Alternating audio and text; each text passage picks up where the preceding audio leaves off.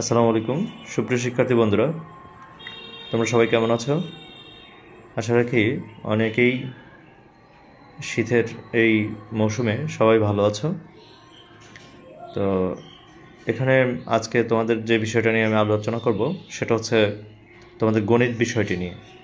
গণিত বিষয়ের 25 পৃষ্ঠার এই সলিউশনটি আমি তোমাদেরকে বুঝিয়ে বা করে দেখাবো।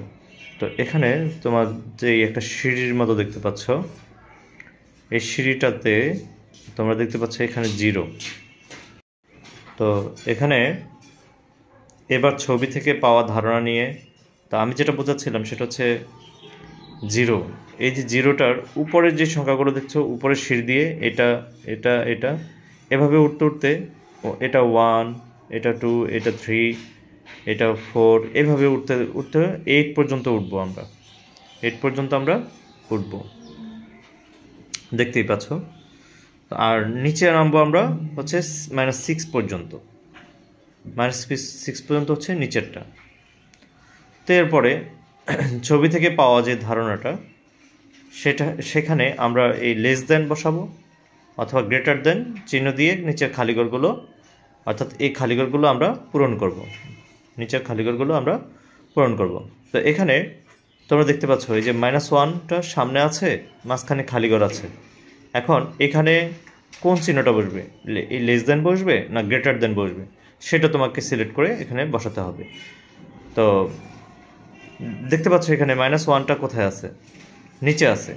তার মানে এই জায়গাটা, এই লেস দেন চিহ্নটা আমাদেরকে এখানে বসাতে হবে। তোমাদের মধ্যে অনেকেই জানি যে এই চিহ্নটা কোন দিকে ছোট আর কোন দিকে বড় সেটা বুঝো না।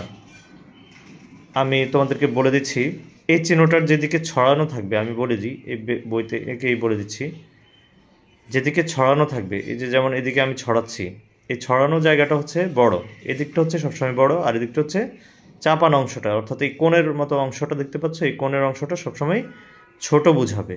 কি বুঝাবে? ছোট বুঝাবে। আর এই ছড়ানো পাশটা বুঝাবে হচ্ছে বড়। এবার এটার নাম লেস দেন অথবা গ্রেটার দেন, যেটাই হোক না কেন তোমরা এখন থেকে আশা রাখি চিনবে। তো আমি এখন এই চিহ্নটাকে বলি, যেমন এই চিহ্নটা এদিকে হচ্ছে তোমার বড়, ছড়ানো আছে তাই এটা বড়, আর এদিকটা হচ্ছে ছোট। তো তোমরা লেস দেন বলবে না গ্রেটার দেন বলবে, সেটা কোন দিক থেকে বিবেচনা করে বলবে, সেটা হচ্ছে তোমার বাম পাশটা বিবেচনা করে তোমাকে বলতে হবে।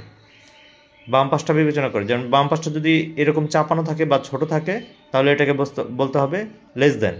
আর বাম পাশটা যদি এরকম ছড়ানো থাকে তাহলে এটাকে বলতে হবে গ্রেটার দেন।